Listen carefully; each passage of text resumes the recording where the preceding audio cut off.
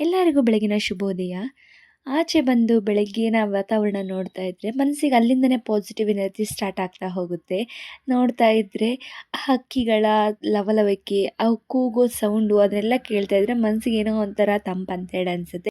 ಇದು ಊರಿಂದ ತೊಗೊಂಡು ಬಂದಿರೋ ಶಾವಿಗೆ ತುಂಬ ಚೆನ್ನಾಗಿರುತ್ತೆ. ಶಾವಿಗೆ ಮಾತ್ರ ಸ್ವಲ್ಪನೂ ಅಂಟು ಬರಲ್ಲ, ಏನೂ ಇಲ್ಲ.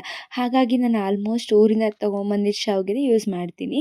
ಇವಾಗ ಅದೇ ಥರ ಅದನ್ನು ಉಪ್ಪಿಟ್ಟು ಮಾಡೋಣ ಅಂತೇಳಿ ಅಂದ್ಬಿಟ್ಟು ಎಲ್ಲ ತರಕಾರಿಗಳನ್ನ ಹೆಚ್ಕೊಂಡು ಒಗ್ಗರಣೆ ಕೂಡ ಹಾಕ್ಕೊಂಡಿದ್ದೆ. ಇವಾಗ ಶಾವಿಗೆನ ಮಿಕ್ಸ್ ಮಾಡ್ತಾಯಿದ್ದೀನಿ. ನೋಡ್ತಾ ಇರಬಹುದು ನೀವು ಎಷ್ಟು ಉದುರುದ್ರಾಗಿ ಬರ್ತಾ ಇದೆ ಅಂತೇಳಂದು.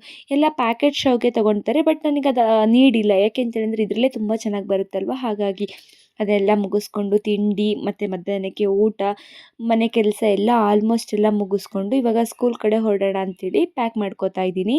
ಸ್ಕೂಲಲ್ಲಿರೋ ಮಕ್ಕಳ ಜೊತೆ ನಾವು ಕೂಡ ಮಕ್ಕಳಾಗಿದ್ದರೆ ಮಾತ್ರ ಮಕ್ಕಳು ನಮ್ಮನ್ನು ತುಂಬ ಇಷ್ಟಪಡ್ತಾರೆ. ಇವತ್ತಿನ ವ್ಲಾಗ್ ಇಷ್ಟೇ ಫ್ರೆಂಡ್ಸ್. ಇಷ್ಟ ಆದರೆ ಸಪೋರ್ಟ್ ಮಾಡಿ. ಬಾಯ್ ಬಾಯ್.